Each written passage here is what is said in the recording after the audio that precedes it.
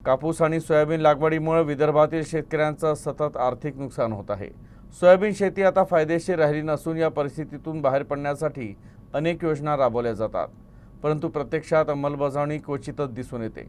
शेतकऱ्यांनी सोयाबीन आणि कापसाऐवजी पर्यायी पिकं घ्यावीत असं आवाहन आमदार खरात यांनी केलं आहे। गेल्या 3-4 वर्षाचा भाव पाहता एका क्विंटलला प्रति क्विंटलला 5,000 भाव गृहीत धरला, जो की मिळतच नाही। जो नाफेडला दिला तो मिळाला नाही। 3,000, 3,500, 4,000 पर्यंत खाजगी मार्केटमध्ये मिळाला। फारच 25%, 30% लोकांनाच नाफेडचा भाव 5,000 मिळाला।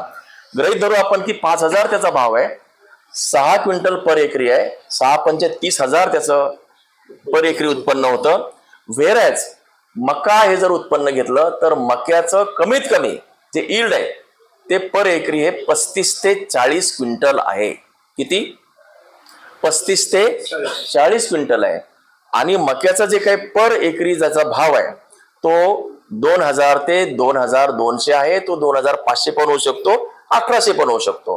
पण आपण जर ऍव्हरेज जरी पकडलं 2,000 तर पर एकरी त्या शेतकऱ्याला 70,000 ऍव्हरेज सांगतो त्याचं उत्पन्न होऊ शकतं। इकडे 30,000 होतं, तिकडे 70,000 होतं। म्हणून एकदम बदलता येत नसलं तरी चालेल, पण आपण हे पीक पॅटर्न बदलून मी या सगळ्या अधिकाऱ्यांशी चर्चा करून शेतकऱ्यांना आवाहन करतो की मका या पिकाकडे आपण वळावं।